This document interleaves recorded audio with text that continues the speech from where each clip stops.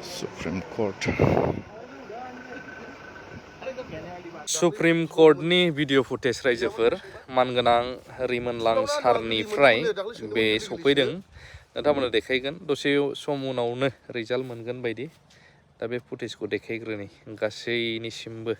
बे फुटेजखौ होग्रोनि मानगोनां रन्जन दैमारि सारमोननि दिनैनि हियारिंनि प्रसेसा थांगासिनो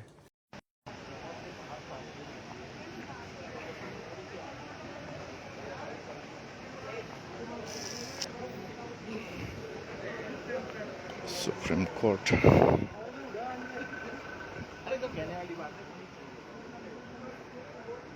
दायो थांगासिनो दङ सुप्रिम कर्टआव दसे उनावनो रिजाल्टखौ मोनगोन इसोरनि अननायाव जेन मोजां जायो आसा खालामनाय थाबाय आरज गाबनाय थाबाय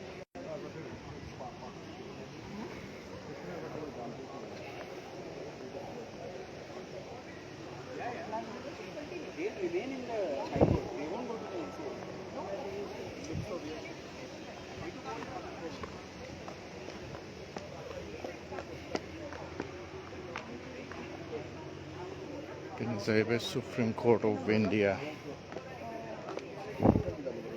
गोसोमल' गाननाय नुखायो